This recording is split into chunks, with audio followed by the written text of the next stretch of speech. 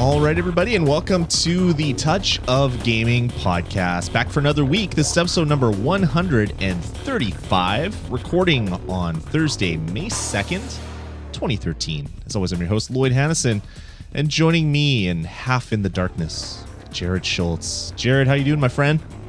I'm doing well. How are you doing? I'm doing really well. I had migraine issues this week. I had like massive headaches. I am headache free right now, so I am feeling fan-damn-tastic. So it's a good time to do a show. Gotta appreciate the little things. Oh yeah, it's like when you're living in pain and then you don't not in pain anymore. It's like, wow, I have all this energy and I can play games without squinting and all this other stuff. So it's good, very good, very good. Hey, I just wanted to apologize to listeners and everyone for last week. I had my grandpa died, and so I missed a show. And yeah, condolences about that. That's not a good thing. Needed a bit of time to not think about anything and talk to Lloyd or anyone actually. So, that's what happened last week. But I think we're okay now. So cool. Well, let's not dwell on that. Let's get into the show. Did I have an announcement? No, I don't. There was one thing I wanted to mention. I can't remember what it is. I didn't put it in the notes, so maybe we'll get into it next week. Before we do that, though, I wanted to mention that we're a member of the Tech Podcast Network.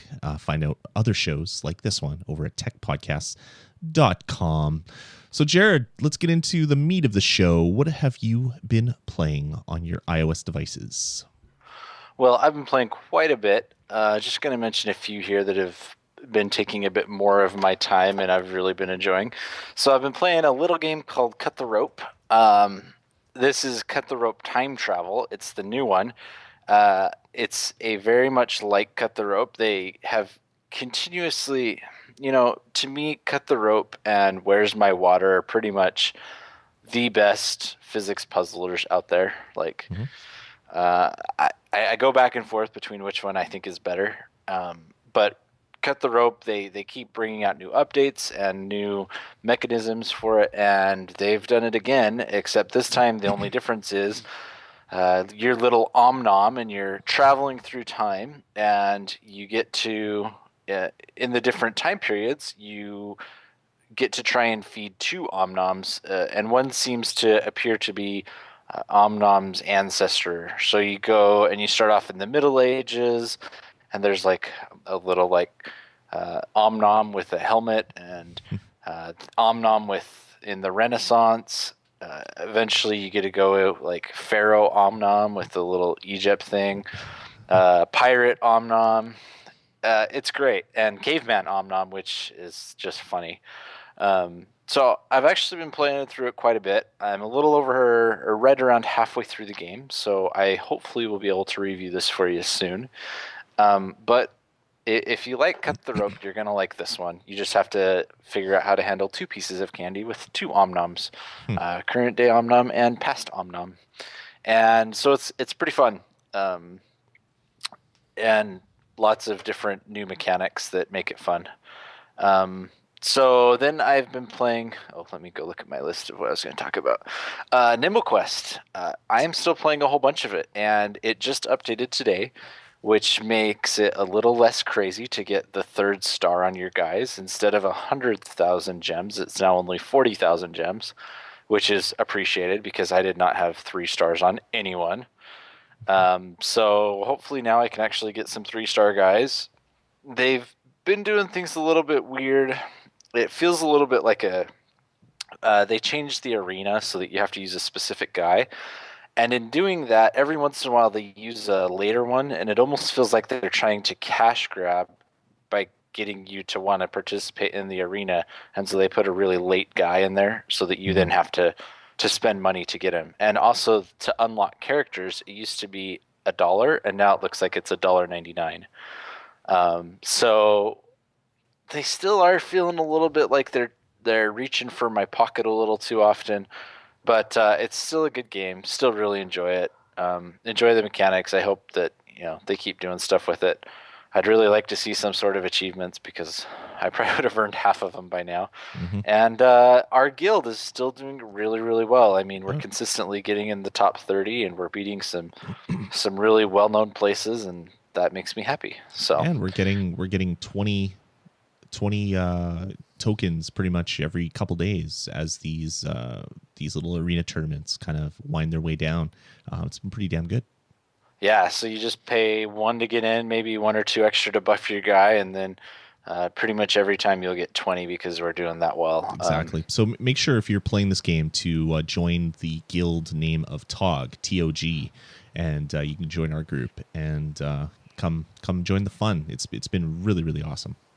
Yeah, we're doing well, and it's pretty cool. I Um, just went and looked it up. We're currently sitting in 28th. exactly. It's so good. I just opened up the new updated version, and it looks like now you can buy one token with 1,000 gems. So that's not bad. If you do a deep run in the game, you're probably getting 1,500 or more gems. So even if you're not picking up tokens while you're like randomly appearing in the level as you're playing, you should get enough gems in one big play to then go buy a token with your gems. So that's it's pretty cool. Good addition, because I didn't feel like spending 99 cents to get 30. That was a lot of money for something that I would blow through in, I don't know, a couple plays through the arena.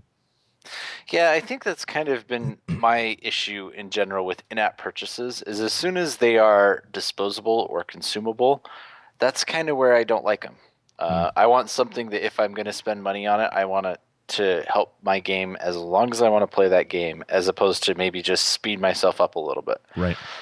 Um, And I think that's important. Exactly. And the best part about this new update is I now don't have to wait 30 seconds on launching the app to be able to do something with it. They got rid of that game center bug that was basically causing my app to hang for about 30 seconds on launch. So that is a huge plus.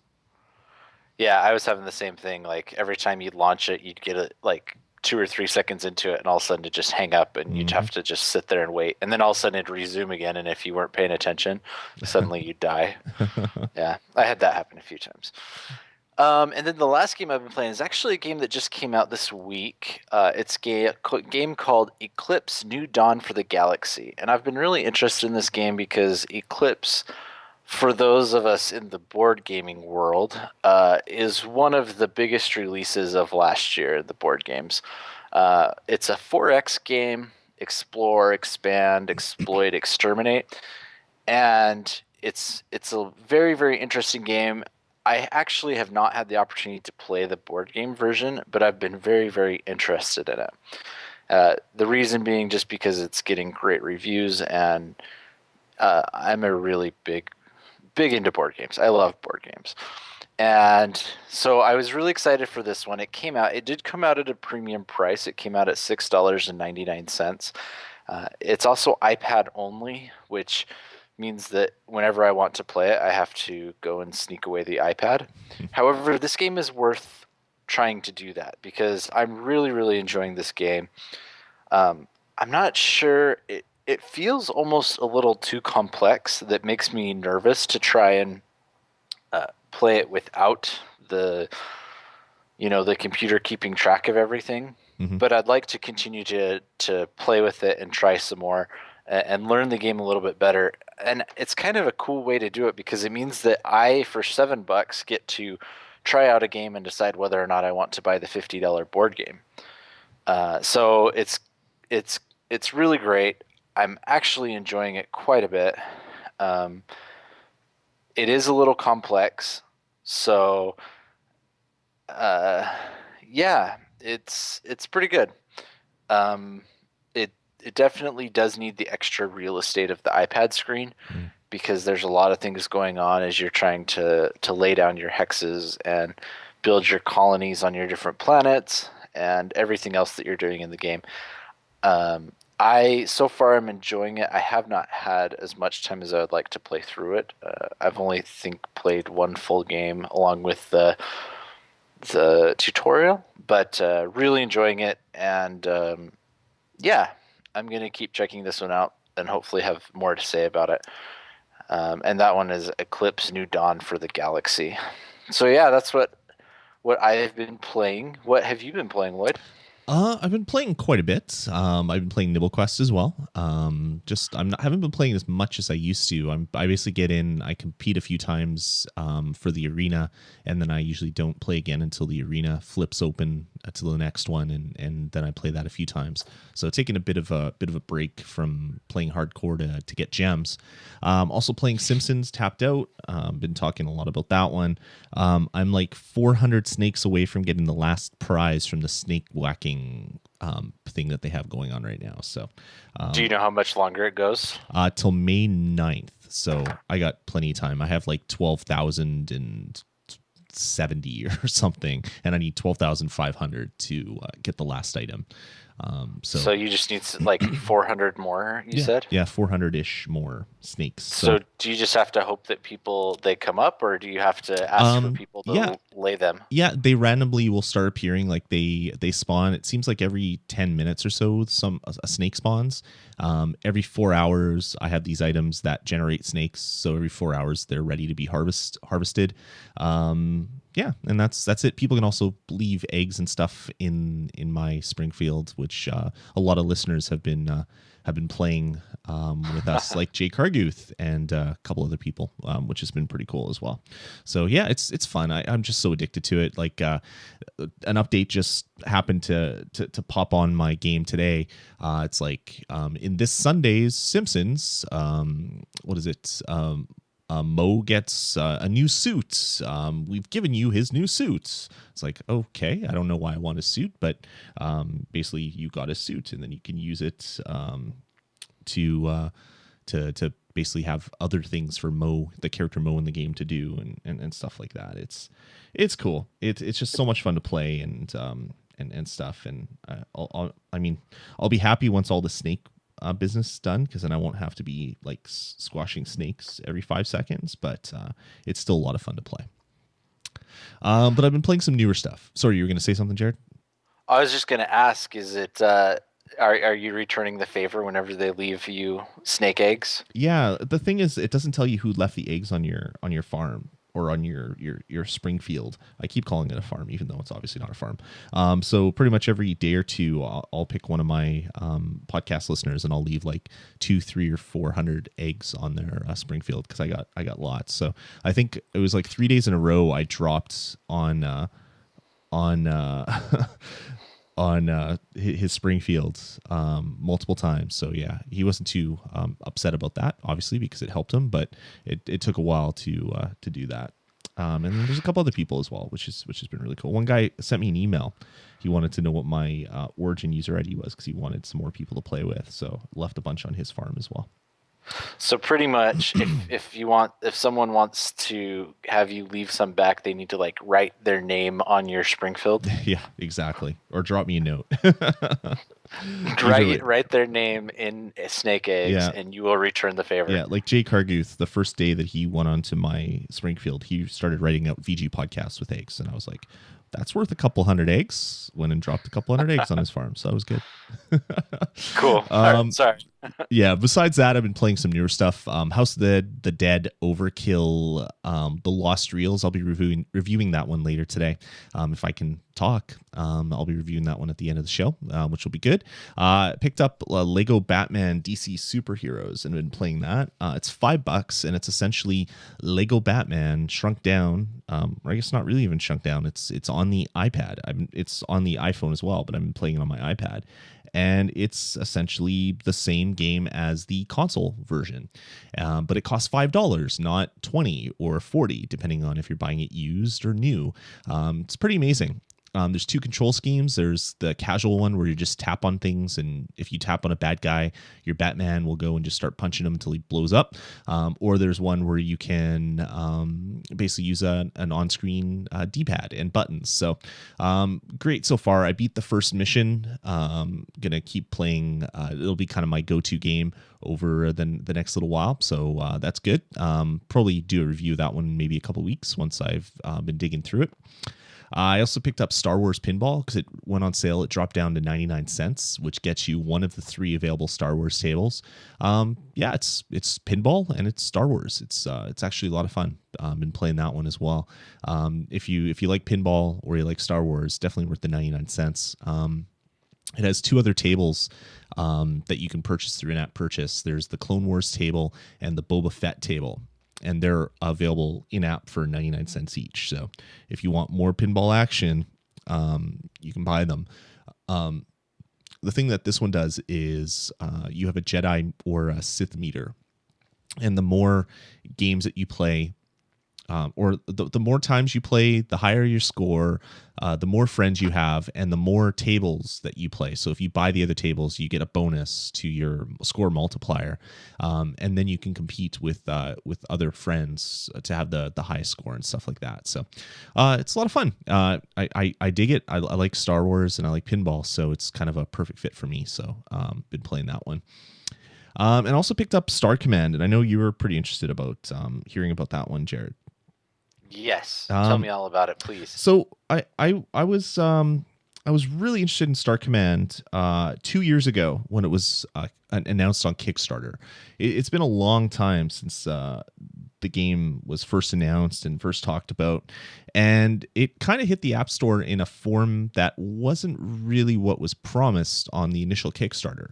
The guy or the group of people that made it, they were just a couple guys. They had never made a game before, and obviously their plans for the game were a heck of a lot bigger than what they could possibly ever basically deliver on.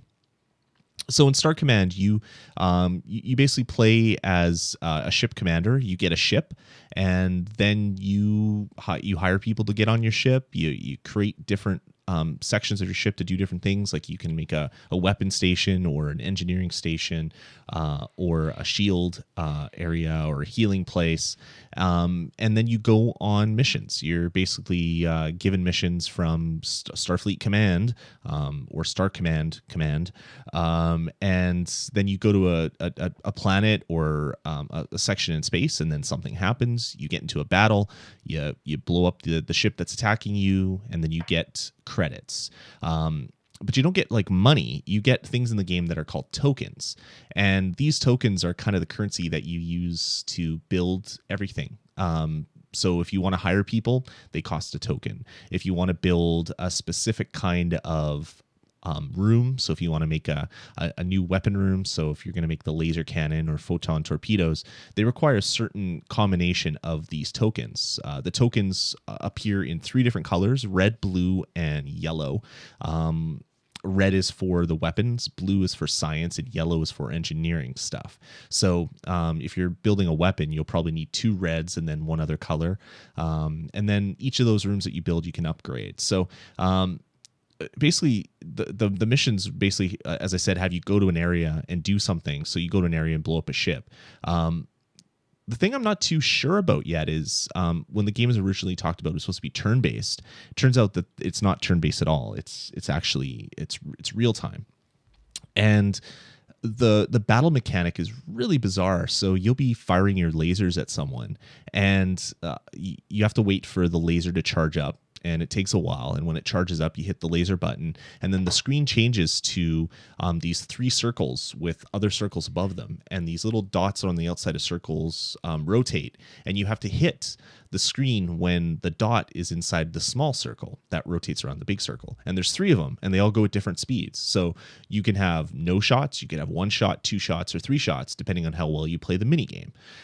Similar to machine guns, you have to tap the screen whenever the thing rotates around and gets by one of the big circles. But since it's a machine gun, you can fire many different shots, so you have to keep tapping, and it gets faster and faster and faster as you go.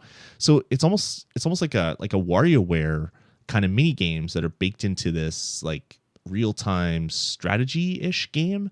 I don't know. I don't really like that part of it so much. Things with people aren't supposed to be able to board you when your shields are up, but on most of the missions that I've gone on, people are boarding me even though my shields are up. So it's like, well, what point is there even having shields if people are boarding me and destroying parts of my ship? So there's these little weird quirks that that the game has. I'm going to give it a little bit more play and a little bit more time, but it's definitely interesting. It's $3, so it's not the most expensive game I've ever purchased, and it's actually not even that bad of a game. I'm not sure yet on how I feel about it, if I really like it or just kind of like it. So anyway, that's Star Command.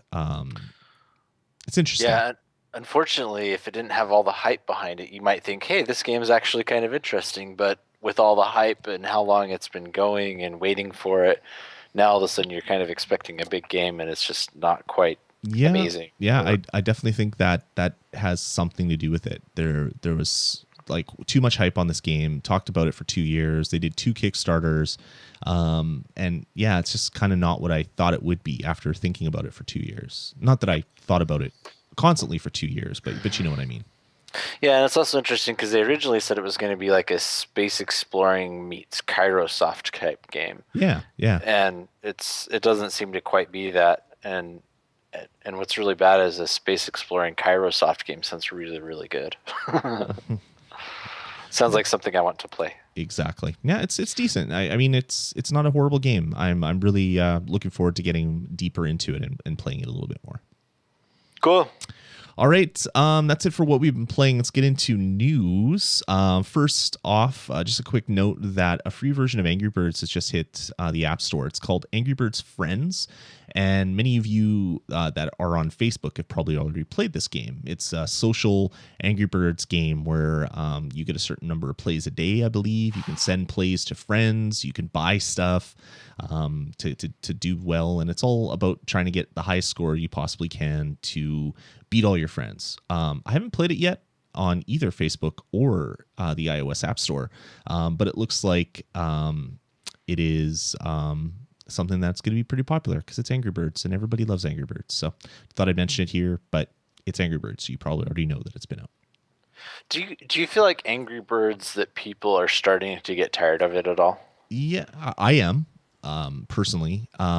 My kids are addicted to it. Like my son had his 7th birthday and he sent out Angry Bird invitations to everybody, and he loves Angry Birds, and he got a bunch of Angry Bird toys as presents. So little like Jenga like games that you fling Angry Birds at these blocks to break them. He got this like Hot Wheels car set that has Angry Bird stuff in it. So you set up these Angry Bird things and you shoot the cars through it and they blow up and pigs go flying in the air.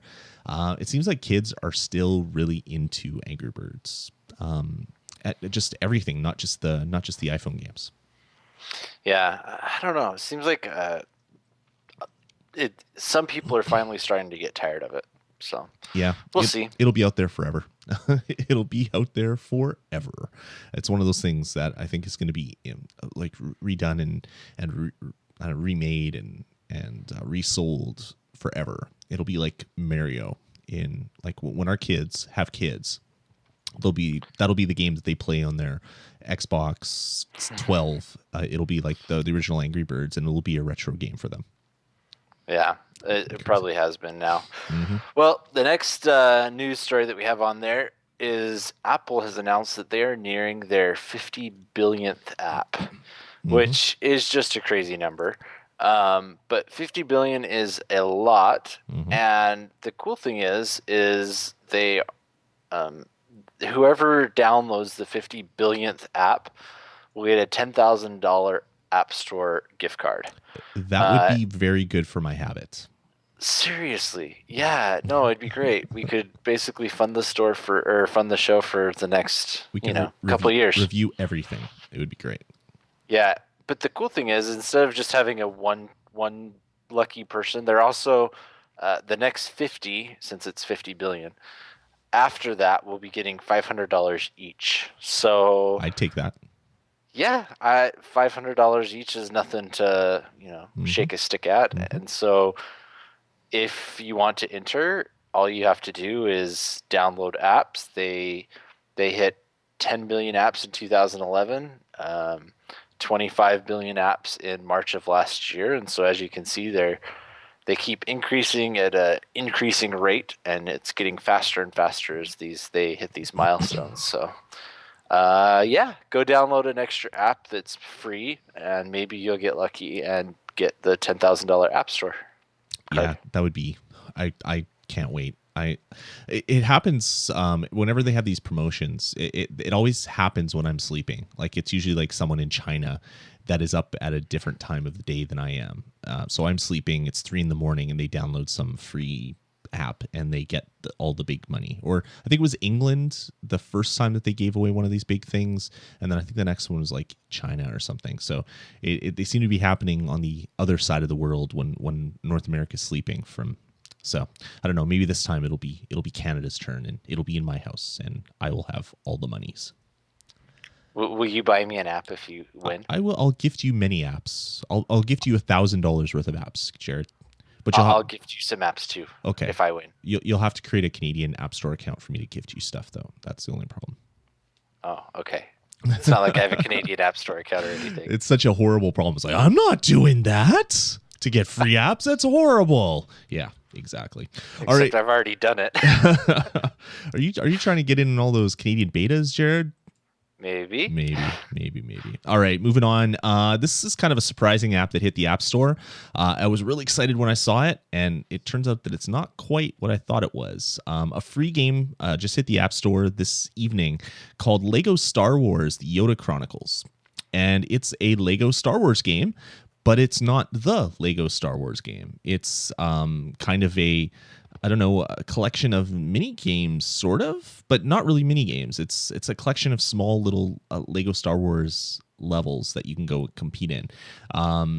You can quest with Yoda or Count Dooku, battle your way through 8 iconic levels of Lego Star Wars. Action per side, so I guess there's 16 levels in total. I'm reading from the App Store announcement. Create and control armies from elite clone troopers to powerful starships. And play exclusive bonus levels to rank up and upgrade your units. So it looks like it's kind of a freemium thing, but it's actually not even freemium because it doesn't have any in-app purchases at all. It's just a way to go and play, and I think it's more to entice people to set up a Lego ID, because this is a new thing in this app. You can sign in with Lego ID to save your progress. So if you play on multiple devices, it'll sync it. It's kind of like an iCloud, but for Lego. And I think this might be the way that they're gonna kind of, Trojan horse this Lego ID into, I guess, encouraging a lot of people to create it, so that for all future Lego games, maybe this will be something that you'll be able to sign in. So if you play a Lego Star Wars 4 on your Wii U, you'd be able to sign in with your Lego ID, and then when the iPad version comes out in 2017, you'd be able to then already have a lot of the levels beaten because your progress has been synced between multiple versions. At least that's what I'm thinking. Or it could just be just a way to have you play this game with your Lego ID, which also works on the website, by the way. So anyway, I thought it was interesting. I don't know if this is the start of something new for Lego games, or if this is just like kind of a collection of stuff that was released as Flash apps on their website that they decided to package up and release on the App Store. But I thought it was interesting enough to put here in the show notes. So go check it out. Lego Star Wars: The Yoda Chronicles. Yeah, and maybe if you download it, you'll be the 10,000th download, right? Yeah, the 50th billion download. Oh, sorry, 50 billion. I totally messed up that number, didn't I? You were close, just a couple digits off. So the next piece of news that we have to talk about, 2K Games, which is a developer that I like a lot just because they focus a lot on strategy games, which, if you're a regular listener to the show, you know that I like a lot of strategies and RPG games. So they announced that they are bringing out a new Sid Meier game. And Sid Meier is he's the guy that made Civilizations and Railroads and Pirates and lots of games that are kind of iconic in that space, kind of the simulation strategy type space. So this one is called Ace Patrol. It looks like there's a few pictures and screenshots that are starting to go around. And the cool news is it's going to be out next week on May 9th. So it's a free-to-play title, and you're going to be piloting airplanes. It looks like it's turn-based airplane World War I strategy combat. That was a lot of words just kind of struck together that didn't necessarily make sense. But World War One era aerial combat strategy game, Ace Patrol. That's about all we know for it, except for the few screenshots that look kind of interesting. Yeah, definitely. And it's interesting. Like Sid Meier is still like one of the only guys that can put his name on a game and have it not seem really pretentious. It's just like, Yeah, oh yeah, it's Sid Meier. It's going to be a good game. I'm going to pick that one up. it's true. So yeah, I'll be picking that one up when it comes out next week, and yeah, it'll be great.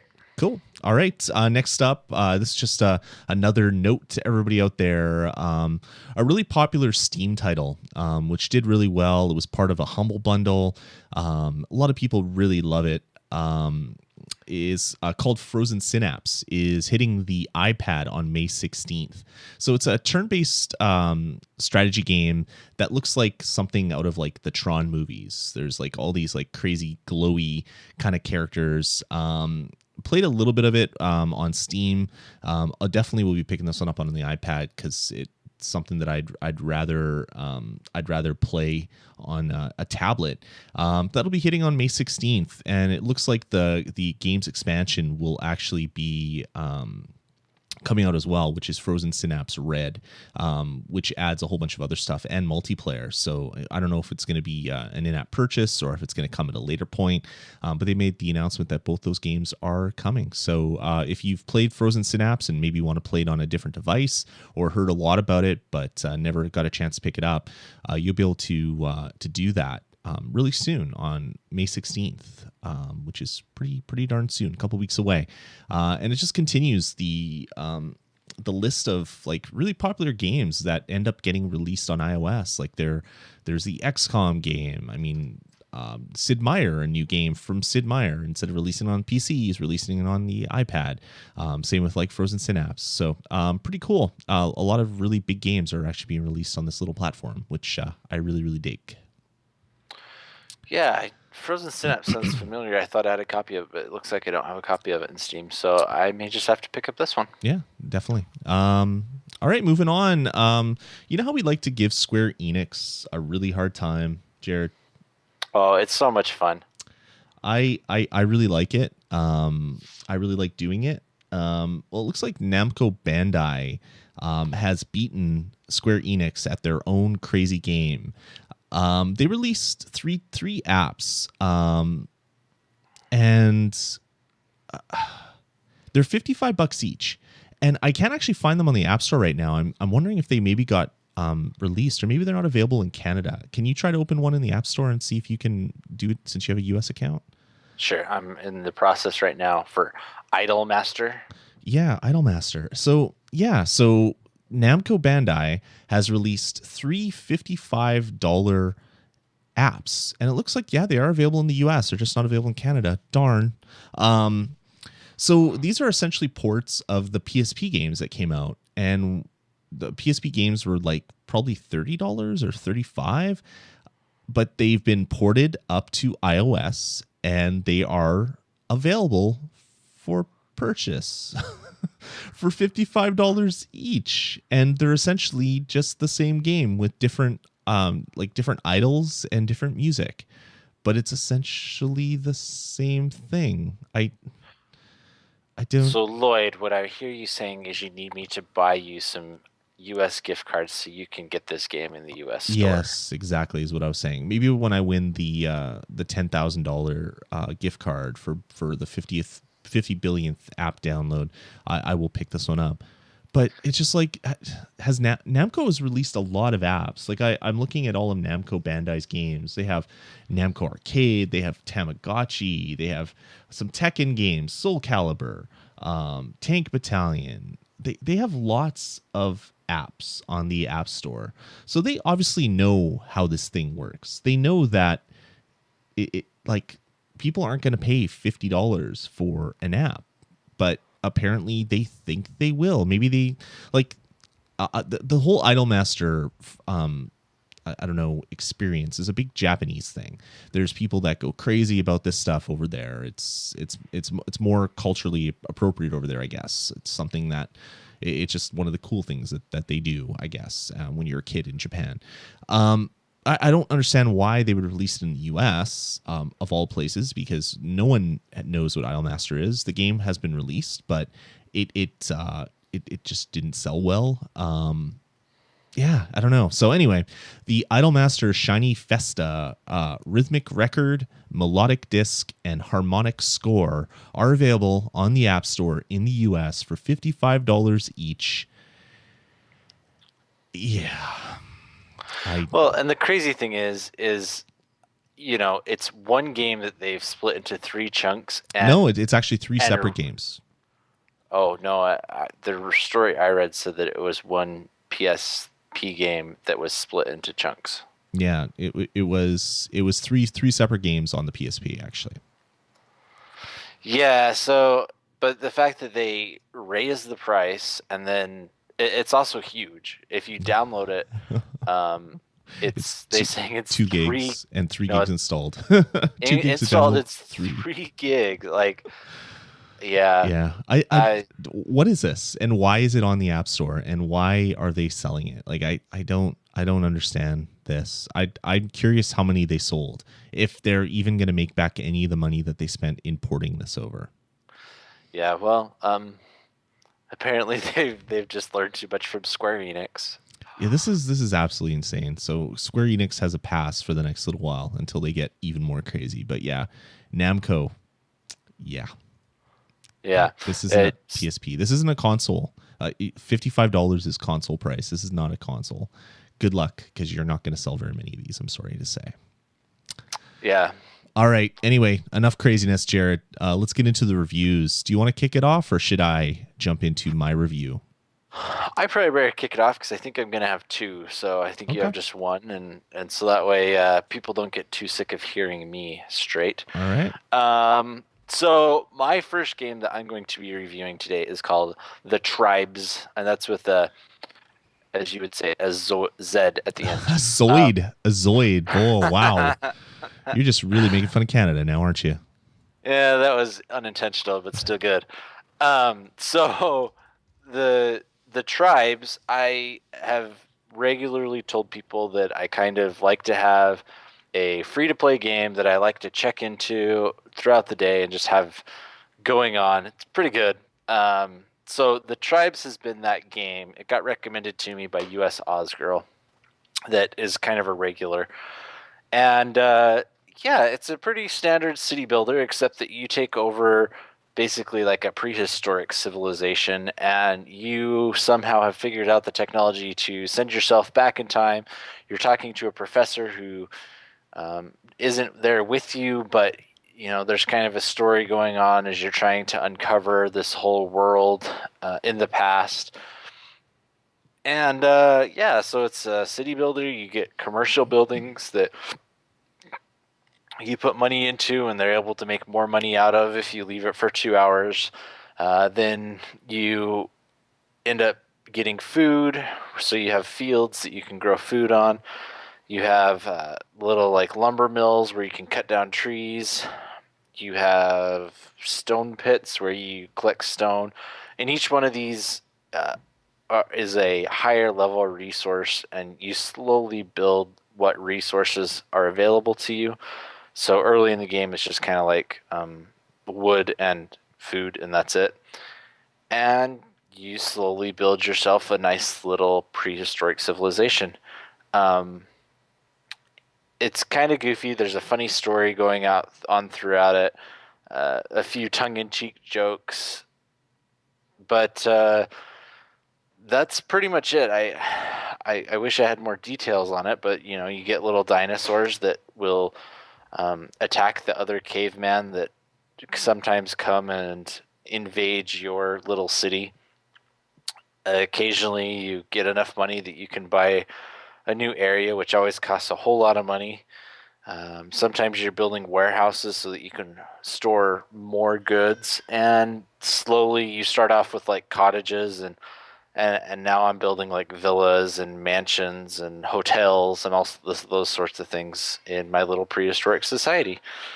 The next thing that it does that's kind of different and weird is after you get up a ways, you unlock a boat and you make a boat and you go you discover new islands. So you find a new island and then it's basically like you start from zero, but you can switch in between the islands. However, every time you switch in between the islands, there's about a 15-second loading screen. As your people grow, and this is kind of my first thing that I like the game a lot at first, but as I got further in it, I started to like it a little bit less because whenever I checked into the game, at first it would just be a couple of minutes, and I'd go send them to do something for an hour or 2 hours or whatever, and then I could check back the next time I had a minute. But then it gets a lot harder to do because you have to assign like 40 workers on what to do, and that's a lot harder. And then it gets even trickier because then you have this waiting time. So you assign 40 people what to do, and then you wait the 15 seconds and you go to your next island and you assign another 20 people what to do. And I'm now to the point that I have 4 of the islands. It looks like in total there are either 6 or 7. 7. So you can unlock a few more islands.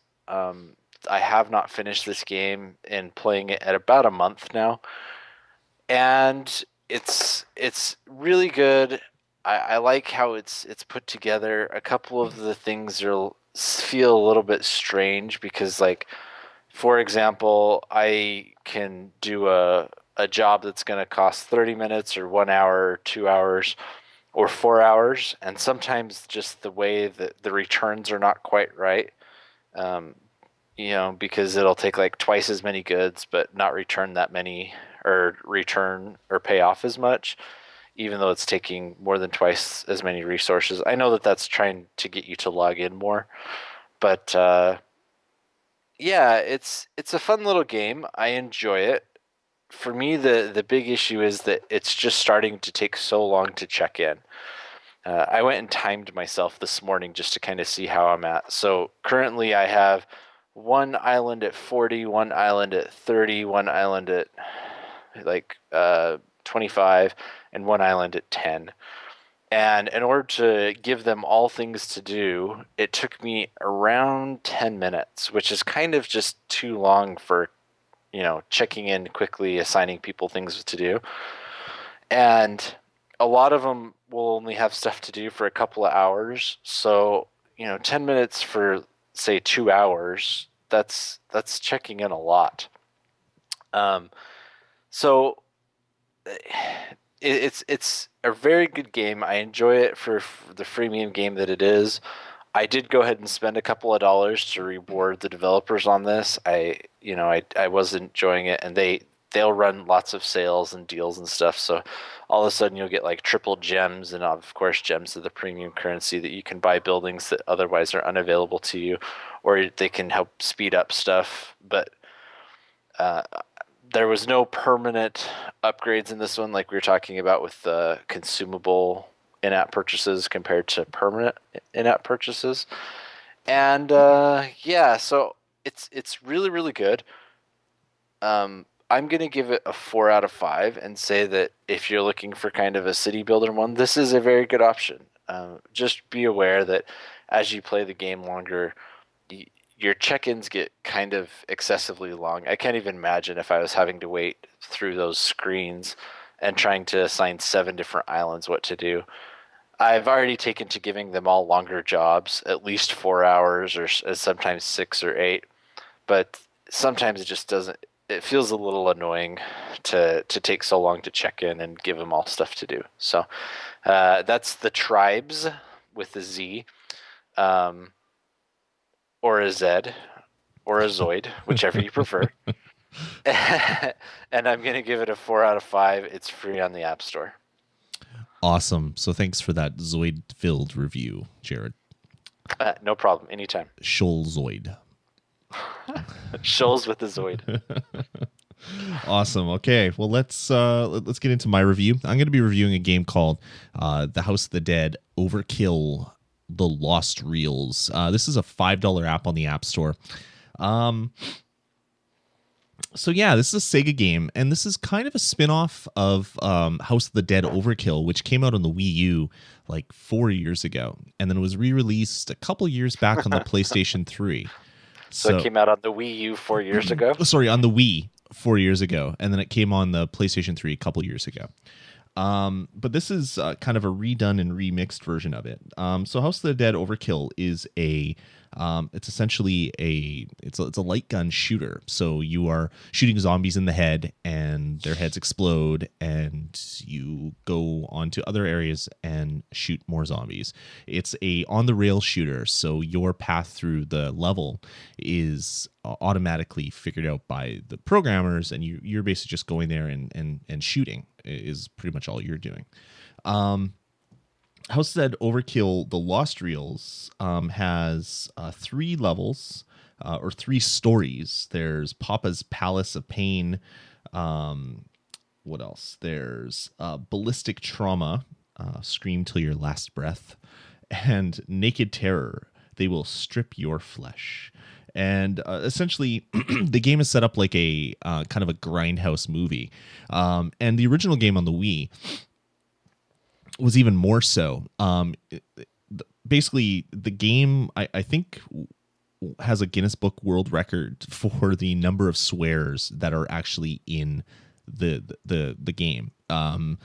I was kind of curious to see how this would be ported over to the iOS platform that generally is not so potty mouthed. It looks like all that stuff was taken out, and essentially the game is not as wide open as it was on the console. But it's still a lot of fun. So each of the movies, which are the levels, have a number of stages. So they have 5 stages, 4 stages and a boss battle. And with the game, you get 2 of the 3 movies, and the third one, Naked Terror, is in-app purchasable for $1.99, which unlocks another character and also the level. So in total, for $5, you get 10 levels, and then if you spend another $2, you get another 5 levels that you can play. The game also has a survival mode, so you can fight an increasingly more vicious groups of zombies that come in waves, and you're ranked with the number of waves that you can complete with the game. So anyway, that's kind of how the game is set up. When you get into House of the Dead, you pick a level, and then you're basically going around shooting things. On the Wii, you would basically point the Wiimote at the screen and hit a button. Obviously, you can't do that with the iPad. So your left side of the screen, you move your thumb, and it moves a reticle, and you can basically position your reticle where you want to shoot. You tap the right-hand side of the screen to shoot your bullet, and that's it. There's different powers, or not powers, different equipment that you can either get in the level by shooting. So there might be a grenade box, you shoot it, and then you get a grenade that you can throw. Those are icons that are on the side of the screen, the right-hand side of the screen. And then there's a reload button, and you can take 2 weapons into the level, and then you can choose them, which one you want to use at the top right-hand side of the screen. And that's pretty much it. The controls are pretty simple. Where this game gets interesting is you're graded, and you're graded on an F to an S. So you go from F to A, and then you get an S for special class when you beat things good enough. But you'll find that on your first playthrough, you're not able to get much above a B. You might get an A if you're lucky. And so what you're going to have to do to get better at the game is to upgrade. And you can upgrade your weapons. So each of your weapons can be upgraded 15 times. There's 5 different attributes of each weapon, and you can upgrade each of those attributes 3 times, or I guess 2 times, because you can go from bronze to gold. So I guess they can only be upgraded 10 times each weapon. But there's a pile of other weapons as well. So you start with the handgun and the shotgun, but using your money that you get at the end of each level, you can buy other weapons. So you can buy things like the submachine gun for 9,600 cash, or the Colt for 14,400 cash, and auto shotgun, assault rifle, minigun, yada, yada, yada. And then upgrade all those, and they will allow you to get higher and higher and higher scores. There's also gadgets, like you can upgrade your life bar, you can make your combo meter go up, you can get something called the morning grenade, which grants a free grenade at the start of every level. And then there's a bunch of different skin upgrades you can do as well. And then there's consumables. There's a reload booster, a damage booster, combo extender, life vest rather, stuff like that. One called Cash Fountain, which for 3,000 cash basically makes it so every time you shoot a zombie, they spew forth a small amount of cash, and stuff like that. So that's essentially the game. Like you're going through a level, shooting zombies, getting some cash, saving it up, upgrading your weapons, getting a new weapon or a new upgrade, going back through, doing it better, getting a higher score, getting more cash, going back through, iterating until you beat the game. If that's too much for you, you can also buy full upgrades. Like every weapon fully upgraded is $15. Each weapon individually is like $3. You can buy pretty much everything. You can buy all the cash you want. So they made it as you can be as lazy as you want when you play this game, but you don't really need to buy anything. Like the other than like the third mission, which will allow you to play the third story, the third movie, and unlock the third character, whose name is Candy Striper, or Candy Stripper, I guess would be what it was. Who is a really good character because her, or I guess it's the fourth character, not the third character, but she reloads her weapons faster, so she's really good to play through the game with because you can basically unload your clip and then reload before a zombie will get to you. Yeah, that's essentially it. The game is just fun. Like I had so much fun playing this game originally on the Wii. Obviously, it was a much more substantial game on the Wii. It looks like they are going to be adding more stories in the future. At least it's set up kind of like that. With the ability to purchase another story in the game. I'm hoping that that's indeed the case because I really do dig this game. I've been playing it a fair bit, trying to unlock all of the weapon upgrades and stuff like that. Of course, if you don't do well, you die, and then you don't get any bonuses. So you have to be really smart about your plays through. Don't go to the hard levels if you're just trying to grind and upgrade, because you'll die and then you just waste your time. Anyway, that's pretty much it. House of the Dead Overkill, $5 on the App Store. I really dig it though, even without all the foul humor and stuff. It has a lot of gore. Like this is not a game for the kids. Zombies will be spewing blood when they walk, and when you pop their head off, fountains of blood come off. It's pretty gross, but it's kind of fun, and I really dig it. So check it out. House of the Dead Overkill: The Lost Reels, $5 on the App Store, and I give it a 4 out of 5. All right. My second review for the night is a game called Mr. Crab by Illusion Labs. So Mr. Crab is kind of a strange little game. It's currently $1.99 on the App Store. It was at 99 cents until today, so I'm not sure if the $1.99 is the normal or what, but it may be worth watching if you're interested in what I'm saying to see if you can get it for the dollar cheaper. So Mr. Crab is kind of a platforming game. However, it's also an auto runner. And before you cringe because it's another auto runner, it has a couple of unique mechanisms to it. So basically what's that shape called? Each level is a cylinder, and you're climbing up the cylinder, trying to collect the little crabs, that apparently you need to collect. And you're also collecting coins as you go up, and all you do in order to play the game is you touch on the screen to jump.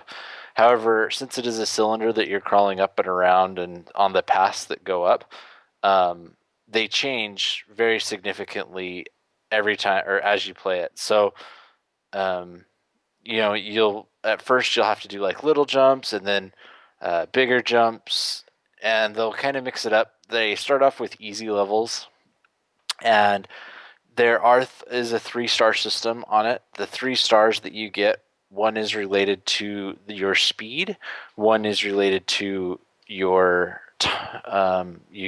collecting of all the little crabs, and one is related to getting a lot of coins. So as you play through it, all you're doing is touching and trying to climb up. Most of the bad guys can be beaten by jumping on their head. A few of them can't be, and you have to figure that one out. They're different, but and occasionally you'll also have boss levels. And the boss levels, you climb up and you get most of the way up, and then all of a sudden you'll do something that'll make it so you can't fall back down any further on the level, and it'll suddenly show your life and the enemy's life, and you have to jump on him more until he's dead before he does the same and attacks you. The game is cool because you can't really die if you're playing a level, so it is a little bit casual friendly. You can't die because if you do get hit, you just kind of drop down a level and you lose all of the little crabs that you've collected so far.